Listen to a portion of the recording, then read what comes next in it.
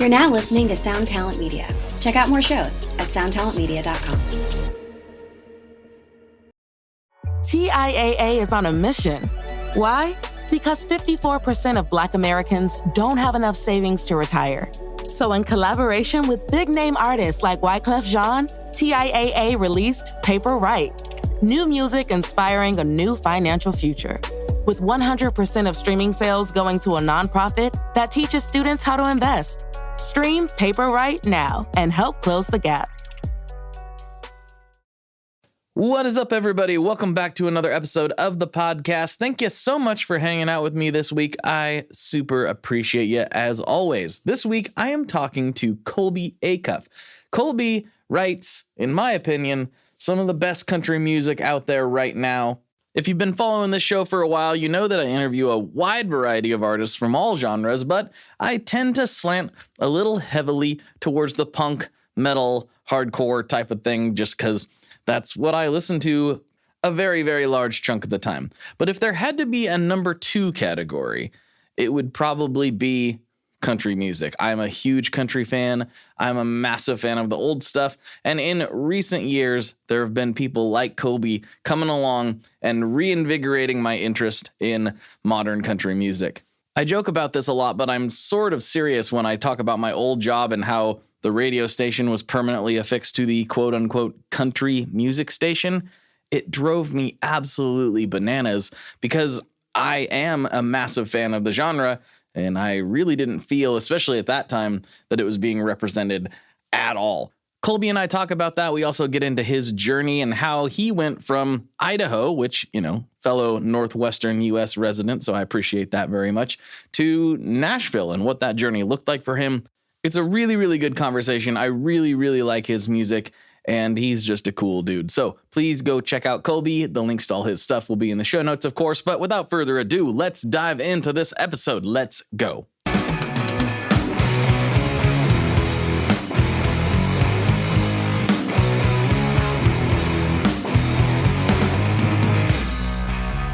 Hello, everyone. Welcome back to another episode of the Tone Mob Podcast, the show about guitar stuff occasionally, sometimes. I'm your host, Blake Weiland. With me today, I have Colby Acuff. What's going on, dude?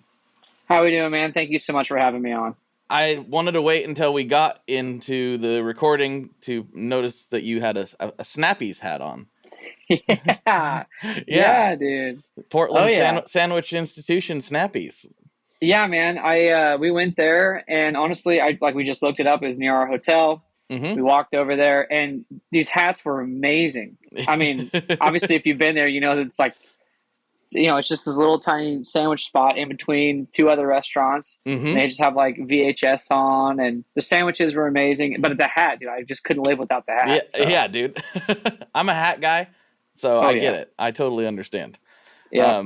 Yeah, the 2 restaurants that Snappies is in between are also great. Nong's is a great chicken spot, and then the ramen on the other side is awesome. So you really can't go wrong in that little building. Yeah, no, I mean, the food all looked amazing. We only had time to eat at Snappies, and boy, it was, I loved it. I've been rocking this hat, man. I've been wearing it all over. Nice. Well, I wanted to get you on because my wife turned me on to your music. We showed up to the show, and it was great to meet you and, talk for a little bit there. But I've been really, really enjoying your music. I am a country music fan, but I've kind of digressed into punk rock and metal and stuff as I got older. And my wife did the same thing, but in the last 3 years, she's just like dove head first back into like legit, real good country music. And so she gets to introduce me to all the people she thinks I would like, you being one of them. So, yeah. So I just wanted to get your story, man. I know you're from Idaho, but you ended up in Nashville, which is my home away from home. So I just wanted to hear the Colby Acuff tale. Yeah, well, it's just like any tale. It all starts in the beginning. And That's right. It all starts in Coeur d'Alene, Idaho, so the northern panhandle part of Idaho. I just grew up mostly outdoors then. And I think music was very early on for me. I started playing piano when I was 5, and I've been singing since I could the very first, really sentence that I had said, I guess I was a really quiet, toddler, and I just started singing John Jacob Jingleheimer Schmidt. And my mom was like, "Do that again," and it just kind of always been a thing for me. But yeah, piano at 5, and then drums a little later on, maybe when I was 9 or 10, started taking drum lessons, and then started playing guitar when I was 13, and then writing when I was 16. That's kind of a really Cliff Note version of it. But I think as far as music comes, it starts with just the influence, of like when I was a kid, we always would go see live music. My dad was in a band in college, and then my dad played a lot of records. We listened to a lot of vinyl on 45s, and my mom always had like a ton of Elton John playing, and a lot of the Eagles, and like great melody writers, always were around in the household. And then my dad always listened to outlaw country stuff and a lot of like old bluegrass and a ton of 50s rock and roll. I mean, if you kind of put all that together, you're going to end up with a Colby Acuff song. Right. Yeah. That's true. That's very true. Which is, I grew up, my dad and mom both were really into outlaw country, and, like we worshipped at the altar of Waylon Jennings, at our house. God, you're literally the best to ever do it. I mean, Waylon, that's how you do it, man. Yeah. It's as legit as it gets, but it's just, it's been interesting to watch, right? So I was such a fan of that stuff. And this is going to sound funny. I've talked about this on the podcast a few times, but at my old job, it sounds crazy, but one of the reasons I really wanted to leave is because they always had the country music radio station on. And that was, I worked there from like 2011 to 2018. So what was on the radio at that time, right? Yeah. And it drove me insane. Like, it drove me crazy. I'm like, I don't mean to like crap on anybody's artistry. I do sometimes, but like, I know everyone's got their own expression, but that stuff was not for me at all. It drove me insane. Well, I mean, I think here's kind of how I look at it. You start with music for musicians, right? So let's start with jazz. Okay. And then as it keeps going, it just keeps becoming more and more for the people, I would say, is what I would call it. And, obviously I am honestly like the most like layman person ever. Like, I'm very, I am the audience. Right. So, so if you start with jazz, like music for musicians, just like top tier theory stuff, music, you start working it back. Eventually you're going to end up on the other side. Like, what is the ultimate music for just people, the general population? Yeah. And people who, like 99% of people can't even hear the bass. They don't even know what that is. They just think there's a third or second guitar up on stage. So eventually you're going to end up there. And then my hope is just to be somewhere in the middle. Right. I mean, I think it's, but yeah, I mean, music that appeals to the masses, I feel like typically doesn't always appeal to the people who are also making music sometimes. Absolutely. I mean, it was nails on a chalkboard to me. I remember one time specifically, I just kind of stood up and was like, I haven't even been here all day. You realize, because I kept track, because I'm just that way. I was like, This song's been played 6 times in like the 5.5 hours that I've been here. And I haven't even been in the office the whole time. So it might actually have played more than that, and everyone else was like, I didn't even notice. They didn't it like the thing that was driving me insane. They didn't even realize that of course. It was just background noise. I mean, dude, 90% of it, I mean, and this is not a bad thing either. What we're talking about is something that I think we equally are passionate about. But I also, at the end of the day, like, I'd step back and it's like, well, I don't know. There is no good or evil in that. It does. But I agree with you. It drives me nuts. But the thing about it is I think there's 2 kinds of artists and there's 2 kinds of bands. Some bands have been able to do this in equilibrium and in balance. And that's fine too. But I definitely think nowadays, especially, if you come to Nashville, you're either coming here to make great music or you really want to be famous. Right. Now, those might switch somewhere in your journey. You might be able to do both, or you might just be able to pick one. no matter how that is. But I definitely feel like you get to Nashville one way. It's a one-way ticket to ride. You got to get here because either you really want to be famous or you really want to make music. And those are the only two things that really bring people here, as far as like what we're talking about. So totally. And I think, that's kind of where you end up with what you're talking about. Right. Well, where I was going with all that is, that drove me insane. It partially got me motivated to start doing this and eventually leave. Obviously not 100% that, but it was a factor because I was the young man on the totem pole and I was never going to be allowed to change the radio station, Right. until I was, fully up there. But I've noticed something really interesting, and it really was apparent to me this summer when I went to Farewell Fest here in Oregon. It's like music that's similar, I guess, if you want to call it what I view as a little more authentic, a little more real. I feel like there's been a hunger for it that hasn't really been met until maybe the last 3 to 5 years at a wide scale, Yeah. For a while it was like, well, who do you like that's new? It's like, Sturgill Simpson, and I don't know of anybody else right now, Yeah, during the that list time period. it wasn't very long, Now it's and I huge. think, Now it's growing. It's well, it's kind of those things where man, it's just like, if you keep eating the same thing every single day, but they just keep changing it a little bit and just keep making it like a little bit every day, you'll never notice the difference until you eat something that's really good and like new. right. And I think people just got in a point where they were just like, wow, we're just consuming, like, I like this one song a lot, so we're going to consume the same thing. And then obviously, money got involved. I mean, everyone's got to make theirs. I understand. Totally. And so they start, basically printing this out. And not that it's, once again, not that it's a bad thing, but it was a time period. And it is a time period that right now people are looking back on and going, whoa. Yeah. Remember when that was happening? Because it is. And I was, at that time, I would have been, I was like in high school probably. And I either high school or college. College was like right when Childers was coming out. Okay. I remember because Sturgill had already happened and I was a big fan of Sturgill. Then I remember when I found Tyler and I was like, whoa, this is incredible. That was a big step for me. But even at that point in time, I'm a huge fan of Tyler, but I'm also at that point, I'm a huge fan of Luke Combs. Those two guys are doing something that are very different. That's such a, at the time, both of those were huge outliers. Totally.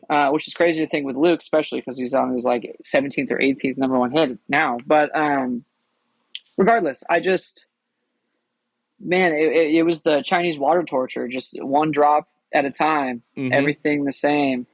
And so I think people had a hunger for something new, something refreshing. Yeah. Yeah. And it's cool to see that is being accepted, and people, and then also the industry is going like, oh wait, people actually do want this. Oh, yeah. I mean, being accepted, I think, is understanding. It is trending. Like, yeah. It's almost, I love the conversation about what's going on now, about how it's like everyone's saying, oh, it's like when Nirvana came on the scene. It's like the grunge scene, or a little bit. Yeah. Yeah. But people are making all these comparisons, and especially with, you can say what you can about, like Sturgill and Tyler, but like even with Zach Bryan, I mean, that 100% is out of control, unhinged, crazy. I couldn't believe it. That was the first time I realized that it was really happening. So there was it's really funny, a kind of a small-ish festival here that's no longer happening, but it was like 15 minutes from my house, called Wild Hair Music Fest. And Zach Bryan was playing one of the nights. And this was like, as I had just become introduced to him. And I show up in Canby, Oregon, not a big town. I'm like, oh yeah, one of my favorite bands was playing there. So that was cool. I got to hang out with them. But I mean, 30,000+ people just showed up for Zach Bryan. There hadn't been that many people there all day long. Zach Bryan started playing, and I had just discovered him. So I was like, what is happening? Oh, wow, this is insane.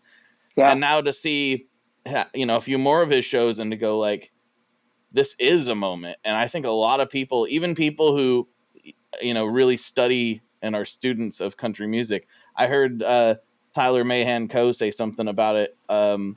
He's I don't know if you're familiar with Cocaine and Rhinestones, but it's a great podcast. Yeah. So he said something on a different podcast about Zach being like the biggest thing in country music. And he was like, yeah, but who cares? And I was like, oh, you're missing it, dude. Yeah. He was like, that doesn't mean anything in the grand scheme of things. And I thought, you're like way smarter about this stuff than way more educated on the history of this than I am. And you're missing it. You're not seeing what's happening. I agree. There's, I feel the problem that I'm having nowadays is I feel like no one's happy with anything. So they want something else. And like, just talk about music is content, man. You can't put out enough. Right.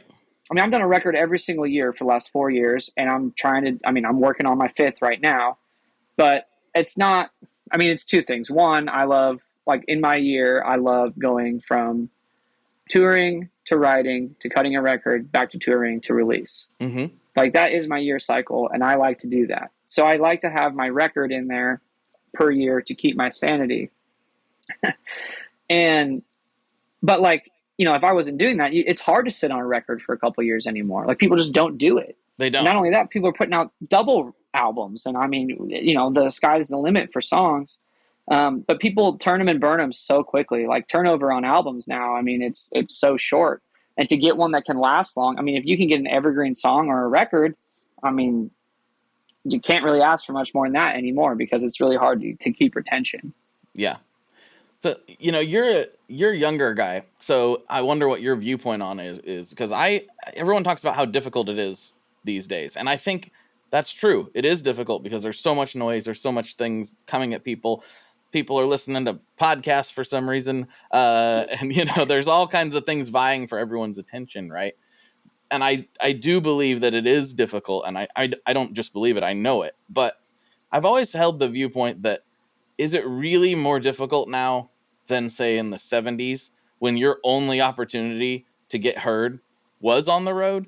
Like you couldn't just put something out on the internet and have anybody find it. Like, yes, it gets hard to cut through the noise, but somebody can hear you from your bedroom, Yeah. I personally don't think it's any more or less difficult. I think it's different. Mm-hmm. Like, I think, I would say where this is 1970 or even the 80s, I'm going to be walking around. I'm going to have to go play every show. Now, of course, gas is way cheaper, so it's way easier to be on the road. But you can't get attention to yourself unless you're on TV, on the radio. That's it. Yep. And that's gate kept hard, like very super hard. And you have to have a record deal where you have to sell all your masters. You're going to sell everything you have to be famous. This is a great example of back then, you'd sign 6 people a year, maybe. That'd be a huge year if they signed 6 new people to work them. Mm-hmm. Nowadays, they're signing 60, 70. The industry is signing so many people because once again, you can turn them and burn them quickly too, which is not a great thing. But I think it gives a ton more freedom to the artist. And if you want to be independent, you can make it.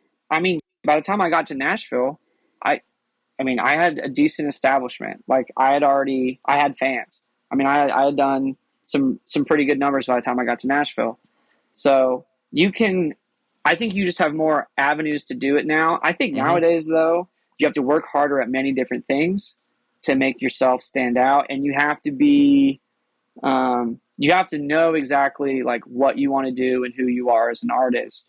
Because I think that's how you break through the noise the best, is being very authentic. It's kind of a race of who is more authentic, which is a terrible competition to have. But, I think it's better than who's the most fake. Like, how ridiculous can we make this? Mm-hmm.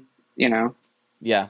In a lot of ways, it does have some comparisons to like the punk rock scene, which is what I grew up in, in the early 2000s. And like that, that scene supposedly values authenticity above all else. But when you really chip away at it, it's like, Sid Vicious couldn't even play bass, like Right. I know. he was just a lot of that was fabricated. A lot of the authenticity ended up being fabricated. And and I think that's in everything.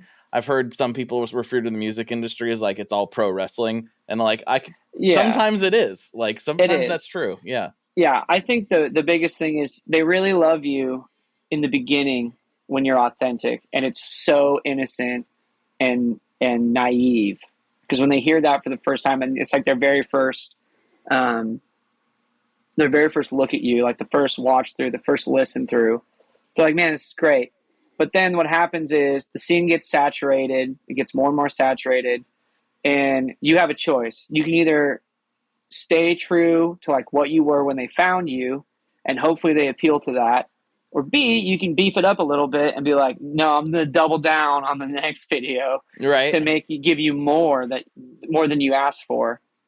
And I try to give more with my songs than with me personally, because like the way I see it, and the other thing is, I think when you make these decisions, you kind of got to ride and die by them. Mm-hmm. Like I ran into some problems, I think, where I'm like, well, this really isn't me. I'm not going to do this, even though it probably would work. Right. And then sometimes you do something, so it's like you're kind of putting it all on you to be like, well, I think what we're doing is good. I'm going to make that decision. Sometimes it works, sometimes it doesn't. Mm-hmm. But I think as a brand, that's what I want people to take away from it, and that's how I want my fans to be. So I'd almost rather do it the other way. Hi, I'm Vincent, and I'm here to talk about the Maris Mercury X. My dad's always going on and on about how cool Maris is. He really went off on one about the Mercury X the other day. He said something about a 4,800 hertz sample rate and 99 preset locations in 33 banks, and something along the lines of the most advanced reverb pedal ever devised by man? That's all true, but I only care about one thing. This pedal sounds sick. So make sure you check out the Mercury X and all the other fine products at maris.us, as well as fine retailers worldwide. All right, Dad, now can I have my Pocky?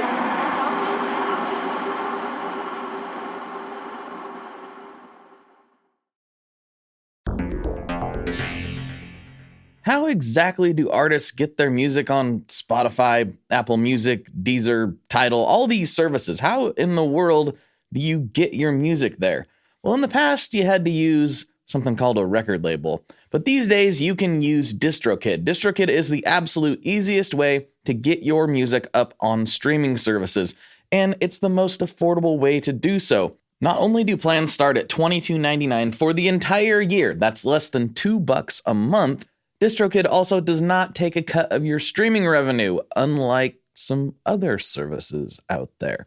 Even better if you sign up by going to tonemob.com/distrokid. That's tonemob.com/distrokid. One more time, that's tonemob.com/distrokid. You'll get 30% off. That's right, 30% off their already extremely reasonable prices. So go to tonemob.com/distrokid and get your music out there.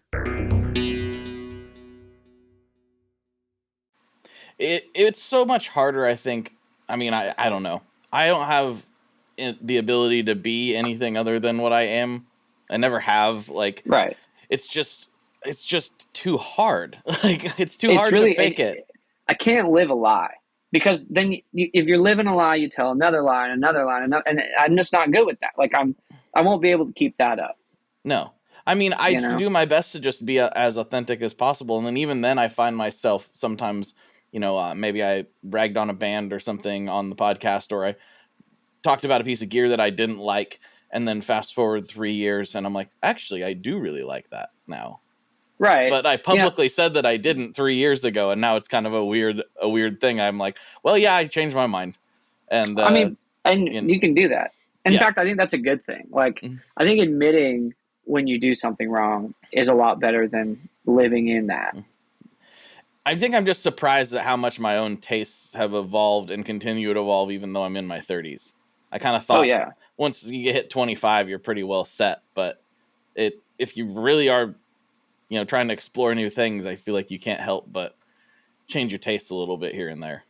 It's got to change. I mean, like, as soon as you stop changing, I mean, for the better, like growing and evolving, like your craft and what you do, the minute that stops, it gets super stale, and it just, there's a factor that I always talk like with my producer and stuff. And it's, the goal is to keep it authentic and keep it young. Because, I mean, you want it to be refreshing and new, and you want it to be like, oh, wow, this sounds not old, not stale, not like his old stuff. You can tell that, we're trying really hard to push the boundaries and keep it young, keep it moving. And I think, for me, at least, that's something that I really try to do as much as possible. Which, once again, coming back to like the authentic part, I mean, I really am just like a big old 13-year-old. Like, dude, in the green room, I just play with yo-yos and like it's not great, but it's totally great. No, it's fine. It keeps it good that way. And honestly, like, that's, when you're a kid, I think you're the happiest when you're a kid. And it's like, there's actually a Toby Keith song called "Don't Let the Old Man In." I don't know if you've ever heard that song or not. I don't think I have. No. But actually, it's pretty sick, and it's basically just, don't let the old man in. Like, don't let him show his face. Like, stay young forever, kind of thing. And I don't know. I like that mentality quite a bit. Yeah, I do too. It's kind of funny to sit here like and looking back at my old jobs and things, and I've been doing this full time since 2018, and it's really weird. Like, I'm like, I really do get to. I mean, obviously, there's taxes and stuff that. You got to adult sometimes, but like, right. I really do get to just hang out and not talk about music and guitars all the time, like all the time. Yeah, true. I mean, it's nice, which is super, super sick and not something that I thought was ever going to be an option. Yeah. So I do sometimes. I actually had a guy I know working on my house here a couple years ago, and I do a lot of that stuff. Well, long story short, the listeners know. I got smoke damage to my house in the middle of an episode in 2019 or something. So it was kind of a weird scenario. So I had a restoration company, and one of my buddies happened to work there, here. And he was like, yeah, some of us have real jobs, And I said, yeah, I had one of those for like, almost 20 years. It sucked. Yeah, I always say when I decided to do this full time, I'd always work 4 or 5 jobs from like, I don't know, I'd probably say 12 to 25. And when I finally was just full on music, I just remember thinking like, oh, I just retired. Right. Like I'm going to work until I'm dead, but I just retired because I'm going to do something that I love. And it's kind of always been that way for me. Like, I got out of college. I was like completely, like, I was groomed for white collar, ready to go. I got a job offer to go work as a stockbroker, and I got the pitch, and it was going to be great. And it wasn't for me. I wasn't feeling it. And so I went into my local fly shop, and I was getting a rod fixed, and he's like, hey man, you ever thought about guiding? And I was like, done. So I became a fly fishing guide, turned down the stockbroking job, and then started working on, I would get up in the morning, go do a full day or a half day trip, and then I'd go play a bar that night. And so it was music, and it was music and the guiding. And in college, I had kind of dabbled in real estate to get ready for the white collar world. So I still had that kind of going. Very, very busy though. And then, we kind of came out with If I Were the Devil as a record, and it kind of took us to where we needed to go. And so I followed that. But I always, kind of my end goal with the fly fishing thing and even with the music was like, I wanted to make my hobbies my life. Right. I didn't want to have a hobby. I wanted to be the best fly fishing guide ever if I was going to be one. I wanted to know everything. I wanted to spend every day fishing and talking about fish. And if I was going to do music, I wanted to spend every single day playing guitar, writing songs, working on that, And so I think it's just always been, though, that's the goal, is I don't have a hobby, I have a career. Right. I'm glad you brought up the guiding thing, because I actually want to go back to that. So it seems like you were kind of chasing, if I'm reading this correctly, two different but parallel passions. Like there was the fly fishing, you love that, music, you love that, and you were doing. It seems like you were just going to do both of those as hard as possible, and whichever one takes off is the one that takes off. Sort of. Yeah. Am I reading that right? Totally. And the reality of the situation is like, I mean, I was pretty much completely committed to being a fly fishing guide because I was like, there's basically no way in hell that this music thing is going to work out. Right. And I mean, I loved my job there. I worked at a company called Northwest Outfitters out of Coeur d'Alene, Idaho. I mean, just did walk and wade, like trophy cutthroat trips, and it was amazing. And like, I mean, my life was amazing. I wake up in the morning, I go fishing, come back, and I mean, it's, I will say, the guide life is tough. It's not for everybody. But you're very rich in happiness, like you're out of service most of the time. You're out of service 100 days out of the year. Oh, that sounds good. and you get paid for it. Like what more could you want? It's it's a great life. But yeah, then the music started taking off and I was like, holy, okay, well, I mean, I guess this is where we're going. So how did that happen? Like, obviously you're playing, you're recording, you're putting stuff out. Was there an inflection point where you're like, this is really going? Like, what was that like? Well, so we'll start with the first record. So we did Life of Rolling Stone, and we did Life of Rolling Stone because at the time I was just a two-piece. It was me and a bass player, big stand-up bass. And he's like, well, I want to go on tour. I was like, well, I'm not going on tour unless we have a record. And this time we're just kind of putzing around, playing in Coeur d'Alene, Moscow, Lewiston, like Sandpoint, just a bunch of Idaho stuff. But we're doing really, really well in Moscow. And I wrote the song called Moscow Drinking Team when I was in college. So we'd go play it and everyone loved it, blah, blah, blah. And it was kind of like this little anthem that started in Moscow, Idaho for the Vandals and whatnot. So we cut our first record, we release it, and then I have shows we're going to go play in Montana. We're going to go on tour in Montana and play all these like breweries and stuff. And it was going to be great.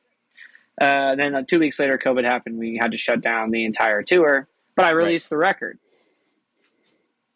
Now, my first year, the record doesn't do anything like crazy, but it's enough to where I'm like, woo, man, like this is some great growth. I mean, you look at it this way, we're actually considered somebody. We're getting talked about not all the time, but every now and then I get tagged in a post and I'm like, okay, people are listening to this. This is happening. So COVID hits, I'm out of shows. I can't do anything. So I go back to guiding full time. Busiest guide year of my life, but as I'm guiding, I'm writing the record If I Were the Devil. So I'm thinking, well, I think I'm going to cut this record because I don't really know where this is going, but if there's a time to do it, this will be the year, if anybody wants to hear this. So we cut If I Were the Devil. The day I got done cutting the record, we had to drive from Boise to Moscow to play a show. And I pull up, we play the gig, we get done, and 3 cats walk up to us when we get done, and they're like, hey, man, are you guys trying to fill out the band?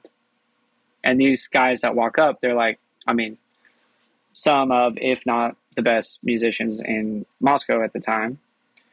And, my bass player knew him a lot better than I did. And he said, yeah, man, these guys can play. This would be a great fill out. So basically by the time we had our very first band practice, If I Were the Devil was out and it was doing really well. By June, it had done its first 1 million streams, and it came out in February, and that's when it really started taking off. And I remember when we cut If I Were the Devil, we're sitting there listening back to it in the studio room, and I remember looking at is it the producer or my buddy who kind of ran the business with me or runs the business with me. I look at him and say, hey, man, if we could just get this thing if we could somehow get it to do 1 million streams in a year as a record, that would be so crazy. So fast forward, now we're in June and we're already there. That's my inflection point of like, oh, okay, maybe. I learned a lot in that month. That month I learned once you release music, it is no longer yours. So like once the public owns it and if they want to step on the gas pedal, you better hold on because like there is no stopping that. And so there's, I mean, at that time I was 20. I was either 23 or 24 when that was happening. So it was like, then after that, it just kind of, then I knew it was going to be full time. Yeah. I mean, that song, if there was anything that was going to resonate with people, especially during that time frame, it was going to be that song. Like, right. I just didn't think anyone was going to hear it, because here I am. I have no booking agent, no label, no publishing deal, no management, completely nothing. I mean, we cut that entire record with 3 dudes. Wow. Where were you at? Where did you record that? A buddy of mine, he's produced my first 3 records, and he played, and he's in my band. He plays steel guitar for the band now. But his name's Kyler Darren. He has Den Studios in Boise, Idaho, and Cool. He does a great job. At the time, he has a studio now, but at the time we cut it in his basement. Yeah, I love hearing that. It was some lo-fi, dude. But it was great, man. And he's a great producer, great engineer, and he's great with working with artists. And we found a sound that we really liked, and it was such a fun record to make, man. If I Were the Devil and Western White Pines, there's such a 2 records that I wish I could go back and cut again. Just where everything goes not the way you want it to, but the way it should, and the songs really lead the charge. Mm-hmm. Man, it's great to hear that, because I think a lot of people, hearing that story is really cool, because a lot of people don't think that stuff is possible. It's hard. Yeah. But it is possible. If you make something that people really latch on to, it can go viral. It can get out there. I mean, yeah. I remember that. I mean, my wife brought me that song. She was like, "You have to hear this song now," and just hit play. And I was like, I did need to hear that song now. She does that a lot, and it doesn't always grab me that same way. But I was like, I do need to hear that song now.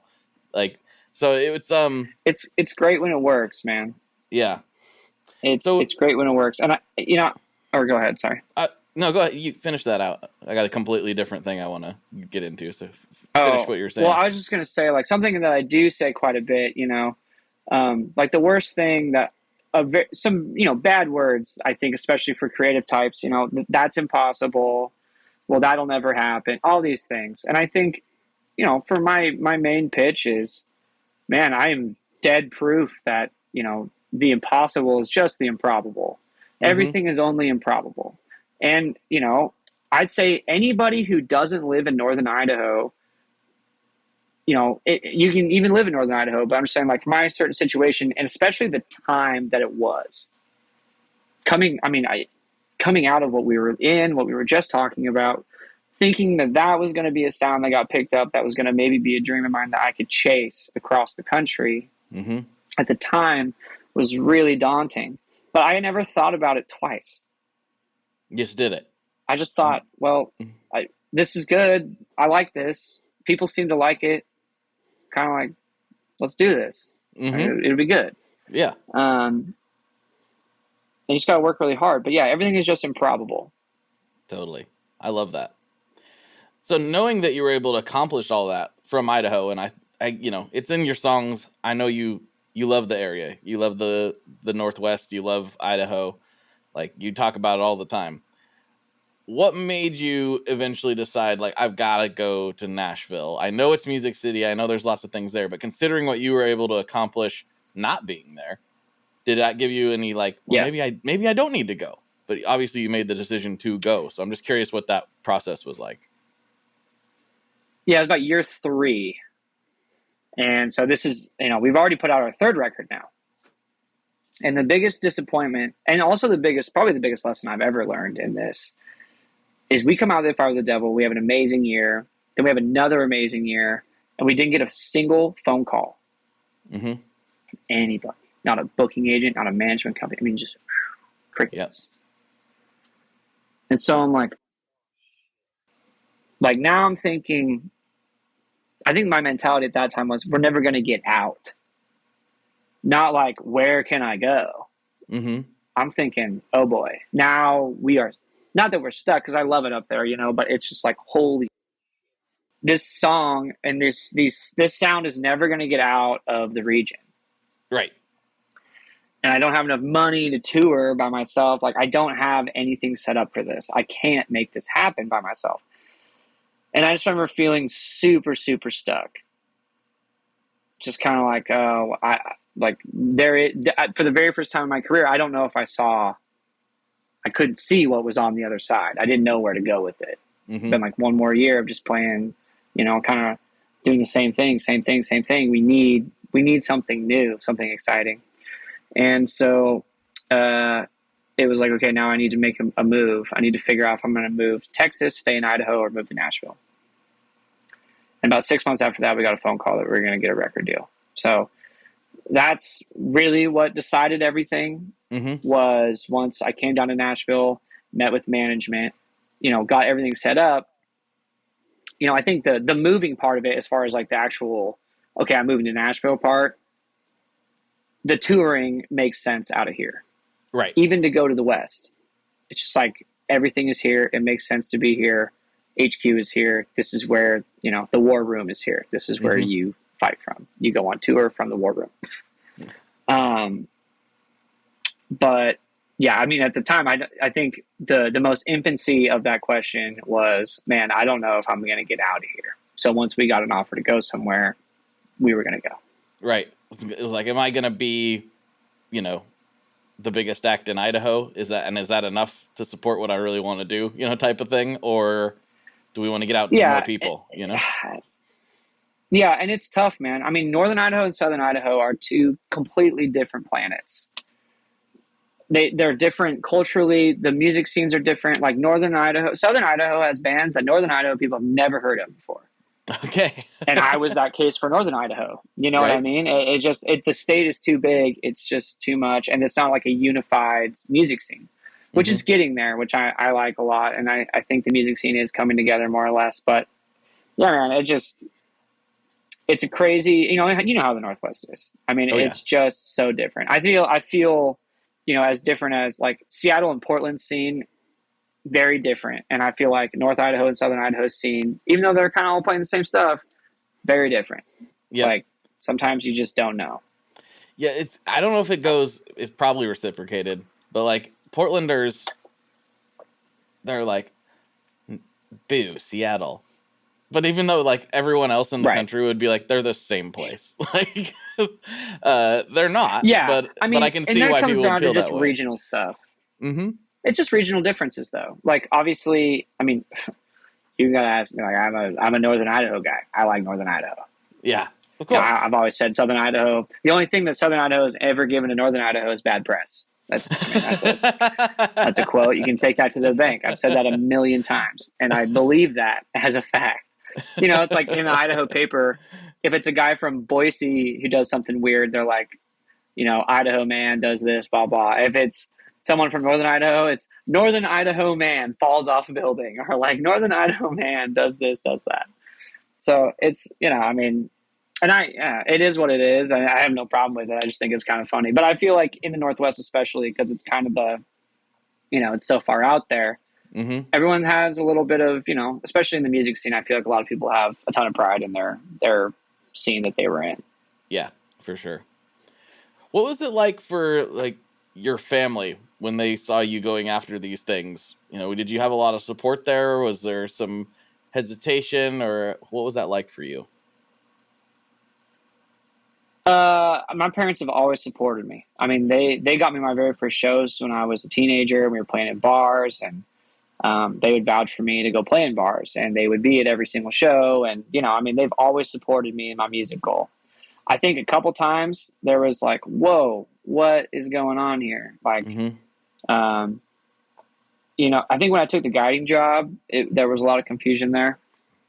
But no fault to their own. I think, but if I don't take the guiding job, that's my first, leap of faith, thinking I'm jumping off a cliff and I jump 10 feet and land totally fine. Once I realized that risk is not risk, for the most part, not every single bet is you putting everything on red. Right. A lot of bets are actually in your favor. So just kept jumping off. And if it didn't hurt me, it was great. And we just kept doing those riskier bets. And you know, a lot of younger guys, I feel like they think that they're making these insanely risky moves, but it's not. I mean, first of all, if you're 23 years old, what the hell do you have to lose? Yeah, you got plenty of time. You already have nothing. Mm-hmm. You already have nothing. You are nothing to nobody. Mm-hmm. So like, you might as well do some crazy because that's the only way it's going to work. That's the time to do it. Absolutely. So, you know, that's if, you know, started taking risks, started doing that. But yeah, my parents have always supported me. And I think when I decided to go full time, I mean, they were super happy with it. In fact, I remember the day I retired from real estate, pretty much. Not, I mean, retired, but hung it up, you know? Yep. And my dad, I just looked down. I was like, yeah, Dad, we were at a Christmas party, a real estate Christmas party. And I was like, Dad, it's just ain't for me. It's not my thing. He goes, yeah, I mean, I understand. He goes, I think you should do it. I think you should chase the dream. You should go do your thing. Because my dad's a little bit older. And he's telling me, he's like, yeah, you know, looking backwards for me, it seems like it was yesterday. Mm-hmm. And looking forward seems like it's taken forever. So like, you know, you should chase the dream because it's the time to do it, and you got to go do it. It's just what, you know. I think also, you know, my mom, she's a painter, and she was trying to be a painter full time, and she ended up kind of, you know, she had to put that aside to do some other things. I think now she's painting again and doing the whole thing, and she's got a gallery and she's doing it. But I think both my parents, both very well understood what it meant to chase a dream and be an entrepreneur and run your own business and, you know, be happy. Is essentially what I'm saying. We are brought to you today by Sweetwater, specifically the Gear Exchange. You may have heard about this. This is a place where you can go to buy and sell your used gear. Maybe you got a pedal over there that's just kind of collecting dust. Maybe there's something you've been eyeing from the Sweetwater catalog. Well, right now is a great time to turn that unused gear into something you're actually going to use. Even better, if you sell on the Gear Exchange, you can keep 100% of the sale as long as you choose a Sweetwater gift card as your payout method. That is not too shabby because, let's be honest, most of this buying and selling we do is just to fund new gear purchases, and that is a great way to reach a wide variety of customers and keep 100% in your pocket, or rather on your pedal board. So go check out the Sweetwater Gear Exchange and turn that unused gear into something that's actually going to help you write that next huge riff.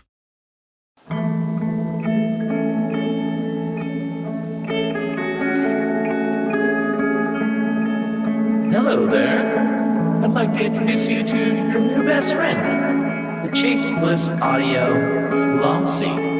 Lossy is a collaboration between Chase Bliss and Good Hertz. And it's meant to give you some control over those weird digital artifacts that come with very compressed audio.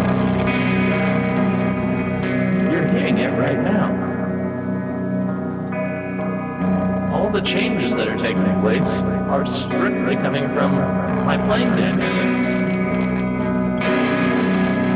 I'm just interacting with the pedal and letting it do its thing. In some true stereo goodness. If you'd like some more details about Lossy, I'd invite you to head over to chaseblintsaudio.com. I think you're going to like what you find. Yeah, it's a different life for sure. You know, I had a conversation with my dad about doing all this stuff. You know, I just called him up one day and I was like, here's what I've been doing. I know you don't really know anything about any of this stuff, but here's what I've been doing.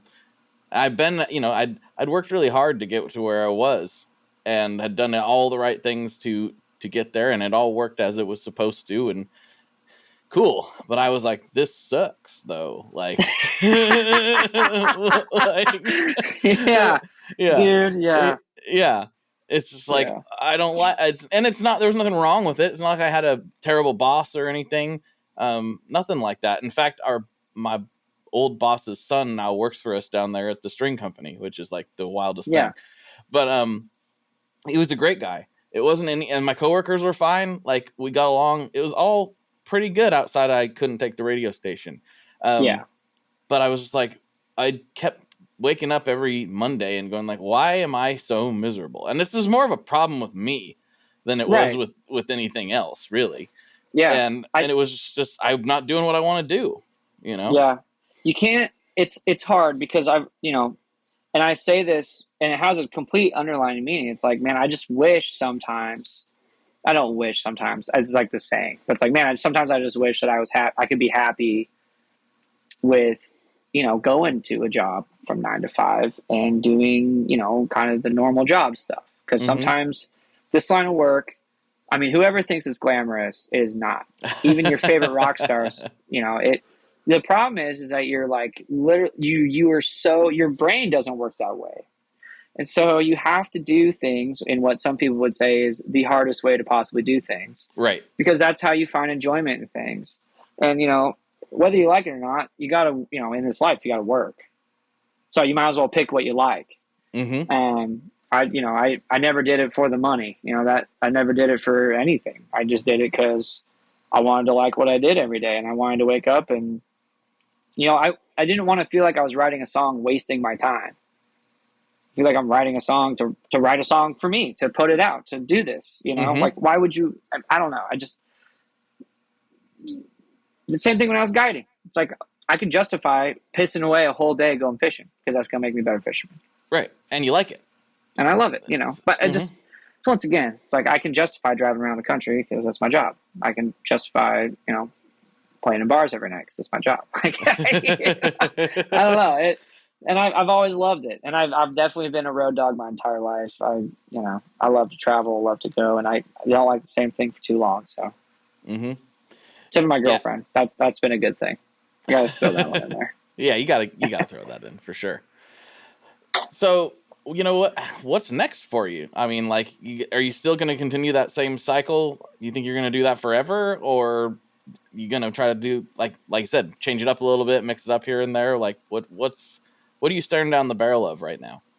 Yeah, I think it's funny because like this year we're talking about the future now, and we've always talked about the future, but the future used to be half pipe dream, half baked ideas that we'd somehow pull together. Right. Like, oh man, I think we're gonna. Hey, instead of cutting the record in Kyler's basement, maybe we should like go down to Texas. Like, that's doable. That's like 6 months in the future. Like that's not the future, dude. Because you know now I just turned 27, and now I'm not saying I'm old by any means, but now I'm 27. When I start looking down the barrel now I'm looking at, okay, let's look at 5 years down the road. What does this look like? Yeah, I think even back then, my 5-year plan was such a pipe dream. I could say whatever the hell I wanted to.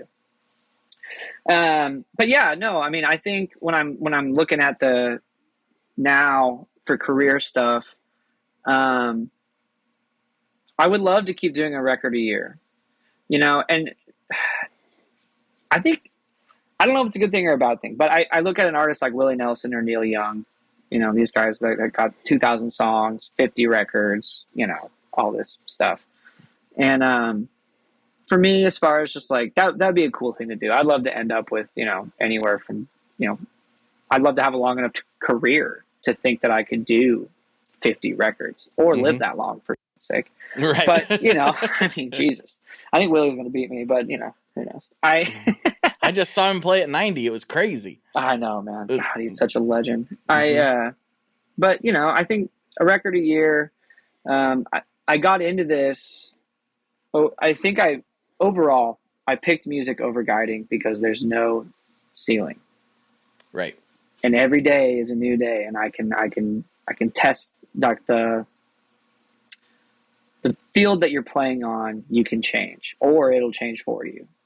Which can be good or bad. But it's very, for me, it's since it's new every day, I feel like I can commit myself for an entire career and feel like something is new. But with shows and stuff, obviously, like next year, we're having a big year next year. We're going to go out on the road with Luke Combs for 13 stadium shows. Nice. We're going to be doing a ton of headlining stuff. So we are putting pedal to the metal next year, hopefully have our 5th record out in 5 years. But yeah, nothing for me says, hey, let's pump the brakes. You know, no, I mean, we're always going to be 100%. Mm-hmm. So. Yeah. I mean, how did that happen? You know, I know that like, obviously you're signed now and there's connections that happen, but how did the Luke Combs thing come about? So Luke's manager, Luke and I share a manager. Okay. And Luke and I met at my manager's birthday party. And we, you know, at that point when we signed with Make Wake artists, who is like Flatland Cavalry, us, Luke Combs, Haley Witters, you know, Brent Cobb. And so, I don't know, I met Luke, kind of things are going on. And I never expected to get anything from Luke. You know, I figured like, man, okay, well, we're going to do this year, release Western White Pine, see how it goes. We ended up playing a show in Kansas City. We played like the Whiskey Jam tailgate stage for Luke's show there at Arrowhead. And after the show, you know, I don't know, things kind of, we watched his show. We ended up having a few beers with him after the show. And, I don't know, we just talked. It was just a simple conversation of us talking. But in that conversation, Luke had mentioned that he listened to the record. He liked the record. He liked what we were doing, blah, blah, blah. But that's kind of it. And I just kind of thought, well, man, that's crazy. You know, if you'd asked me 5 years ago if Luke Combs would listen to my record, you know, I would have told you to go pound sand. Right. But I kind of left it at that. And then I got a phone call that said, hey, how would you like to play 13 stadium shows next year with Luke, starting 1st to 4 or 1st to 5 or whatever? I'm like, yes, please. What do you even say? I mean, what do you even say? You know? No, I don't think so. Thanks, but no thanks. You know, and because I'm, you know, because of kind of where I am positioned as far as like with management, I know for a fact, you know, he picks his artists. So it's truly an honor. It's pretty crazy. So with that being said, now that we have that, we're looking to really light it up next year. We're looking to play a lot of big shows and even the small shows. We're looking forward to all of it. Nice. Very nice. Well, man, we are getting close to that hour mark, and I got a couple classic questions. I like to wrap this up. Man, we didn't talk about guitars at all. We just talked about music the whole time. I think that counts. Yeah, fair enough. That's fine. You play guitar. Maybe we'll get into it on Patreon. But you know, I like to ask a couple classic questions at the end of every episode. But before I do that, I like to give the guests a chance to, you know, take the stage. You know, you're talking to a couple thousand people right now. If there's anybody you want to shout out, you know, anything you want to plug, favorite restaurant you want to, you know, give some attention to, whatever it is, the floor is yours to just tell the people right now. Well, I mean, I don't know. I don't have a ton to say, I would say. I mean, typically when I'm put in this situation, I'm probably going to do a shameless self-plug. But I would say, yeah, my name is Colby Acuff. I'm a country music artist from Northern Idaho. And if you don't like country music, I would implore you to go listen to my record, Western White Pines, or my record, If I Were the Devil. And if you do like country music, you should go listen to all 4 of my records, is what I'd say. But I appreciate you all for, if you made it this far, thank you for taking the time. And hope to see you guys at a show. For real, go check out those records. Western White Pines is phenomenal. I've been listening to it a lot. I listened to all the records, but for some reason that one just grabbed me really well. I don't know. It hit me, especially that title track. I really love it. And yeah, you're doing great stuff. So I was really excited to have you on and just nerd out for a little while. So thank you for coming on. Pleasure's all mine, seriously. And next time we'll talk about guitars. Yeah, that's right. Well, next time you're coming through Portland, we'll try to, like, you know, depending on tour gets weird. So I know, like, sometimes there's not time, but we got some good shops. I can take you around. Oh, that'd be fun. That'd be great. Yeah. All right. Final questions. I know you primarily, at least on stage, play acoustic. So you may not think about pedals all that often, but the classic question is, what is your favorite Boss pedal? Oh God. Yeah, I don't know about pedals. Yeah, I don't play with a ton of pedals. In fact, I play with 0 pedals. Mm-hmm. But I do own an electric. I was gonna say, but you have played pedals before, right? Yeah, I mean, I have an electric. And I typically, I pretty much only use it for writing. But one of the things that we are trying to do is kind of work more and more into me getting an electric on stage. We've talked about it a ton. And the biggest problem is, I can play an electric guitar, but like, I don't know how to set up a board. Like, I'm here for you. I don't have this stuff. So I gotta learn all that stuff. I gotta figure all that out. So I'm sure as soon as I say that, people are like, dude, this guy, I'm turning off this podcast. But it's the truth. But if you want to talk about like pickups and acoustics and stuff, I'm there. All right, let's get what pickups are in your main acoustic right now. My favorite pickup right now is the LR Beggs Anthem. I knew you were going to say that. That's a very popular one. It's just, I know it sounds so good, but I don't know if you're going to, I think the best made pickups, if you're just going to buy a guitar that has a pickup in it and it's acoustic, it's unfortunate as it is. Well, I shouldn't say that because I truly believe it. I think Taylors sound the best off the shelf plugged in. All right. I think they're 3 mic system in there. I played one for years. They sound great. But right now I'm playing the Epiphone Hummingbird that I bought straight off the shelf. I put an Anthem in it. It sounds amazing. Nice. Very nice. My personal acoustic, which I didn't get until this year, I actually am such an electric hoarder. Like everything I have is electric, and never had a good acoustic until I was gifted one this year. But it's a J160E, and it actually has a P90 in it. I didn't know that's what it was. It's got from the factory, they put a P90 in this acoustic guitar, and it's the best thing for me because I'm such an electric nerd. Yeah, that's amazing. It's like I mic it up and then I run it into like a reverb or something, and I get both. So I'm suddenly literally playing like a P90 based electric guitar and an acoustic guitar at the same time. It's fantastic. Oh, that is pretty sweet. Yeah, because I also I try to buy a guitar every year. That's kind of my goal. I just try to buy one a year, not 5 and not 0. Okay. Just try to buy one. If I end up buying 2, it's the way it is. But every guitar I buy, typically I buy it for songwriting. Yeah. So like I play a guitar and I'm like, oh man, that guitar really like speaks to me. This will be a good guitar to write on. So I have a 1984 Martin. I have a brand new 2000. It's either 2022 or 23 Epiphone Hummingbird. I have I believe it's a 2000, maybe 1995 Taylor 814 CE. And then I have like a little Mexi Telly that I ride a ton on for electric stuff. Perfect. But yeah, nothing too out of control, just kind of. But I'm looking for that next guitar right now. I'm in the hunt. I like it. All right. Final question. What is your favorite kind of pizza? Hawaiian. Easy. What? No. Really? Easy. Oh, dude. I did not take you for a Hawaiian guy. Even then, take off the Canadian bacon and just put more pineapple on. Oh, no. You're going, oh, no. Oh, yeah. I thought we were huge friends. Fan. Dude, I'm a huge fan. Oh, yeah. See, I actually straight up, and it's documented, okay? This podcast has been around for a while, and I did not like pineapple before it was cool.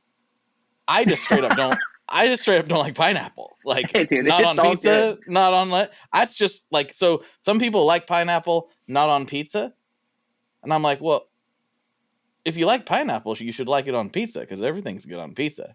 But yeah, I just don't like pineapple on anything. So that's just me. But hey, we'll just have to order 2 different pizzas when we go to town. That's totally fine, dude. That's pretty classic, honestly. I'm always trying to get that, the half and half. Like, okay, make half pineapple, half not. I get it. And that's another thing. If you come to Portland, we got some good pizza. I'll take you to some good pizza spots. For sure, man. Well, dude, thank you so much for hanging out. Let's see what kind of shenanigans we can cause on Patreon. Does that work for you? Perfect. Thank you so much, man. All right, everybody. For Colby, this is Blake. And as always, folks, good luck and good tones. All right, there you have it, folks. There's another episode in the can. I hope you enjoyed that episode as much as I did. I really enjoyed that conversation, and I hope to get Colby back on the show at some point. Really, really enjoyed talking to that dude, getting to know him better. And I think we we hit it off rather well. So hopefully you'll be hearing from him again on this podcast. And if you need a little more, of course, there is more over on Patreon, where every week you'll get additional bonus episodes beamed right to your ears. So if that sounds like something you would like, go over to Patreon, check it out, and grab yourself some extra episodes for just $5 a month. You will also get access to the ad-free versions of the main feed if you go there. So check that out. I appreciate the support. But if that isn't in the cards for you right now, I totally understand. But what I really, really, really would appreciate is you sharing any of these episodes with anybody you think might enjoy them. There have been some really banging episodes lately, and if any single one of those resonated with you at all, please share that with somebody that you think would feel the same way. That is what keeps this show going. I appreciate it so much. It means the world to me, and I can't thank you enough for supporting me and letting me get to continue to do this. It really, really is huge. So thank you very much. Check me out on the Instagrams, the YouTubes, all that stuff. I appreciate your time. I'll talk to you on the internet very, very soon. One last thing before we totally sign off here. I just want to remind you that if you do any shopping at Stringjoy, that's Stringjoy guitar strings made in Nashville, that will help me out as well. As I've said for years, I'm heavily involved in that company, and I really do think they're making the best products on the market. So if you would like to try custom strings, go to tonemob.com/stringjoy and check them out today. I seriously love what the team down there is doing. I help them out with all kinds of things, and by you supporting them, you are also supporting me as well. And hey, you need some strings, so why not get some custom strings just for your guitar and playing style?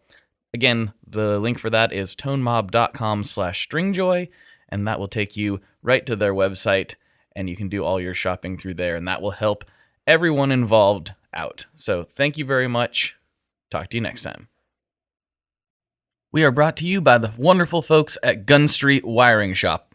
Yes, Gun Street Wiring Shop. I've talked about them before. I used to say based out of Bend, Oregon, but guess what? Sean moved to my neck of the woods. Sean's in Portland. Sean is awesome and has helped me with a bunch of stuff lately. And if you have wiring needs for your guitar, he can help you too. If you want to get weird with it, he can get weird. If you just need to spruce things up a little bit, there's your guy. He takes all the guesswork out of doing your guitar wiring, and he makes it simple, and his customer service is top-notch, and I can't say enough good things about Gun Street as a company. I really respect Sean and what he's all about, and the product is top-notch. I've got 3 different guitars that now have Gun Street harnesses in them, and I could not be happier. So go to gunstreetwiringshop.com and check them out.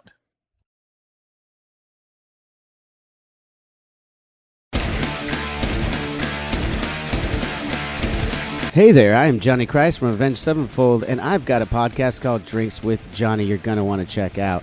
I sit down with a bunch of different people from all different walks of life, from professional wrestlers to actors, comedians, fighters, musicians, everything in between. I'm just looking to make some friends and have a good time doing it. So if that sounds like something you're into, go check out Drinks with Johnny, streaming everywhere now.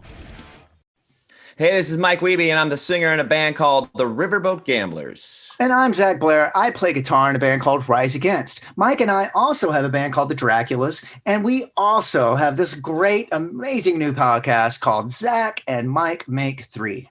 Yeah, each week we're going to ask ourselves and we're going to ask our guests what 3 favorite things they are into at that moment or in their entire lives. And then we're either going to agree with them or we're going to make fun of them. And you're going to listen to it and you're going to like it, or we will make fun of you. How about that? I just flipped it on you, the person listening to this right now. But we're going to do it every week here on the Sound Talent Network. Once again, it's called Zach and Mike Make 3. Yeah.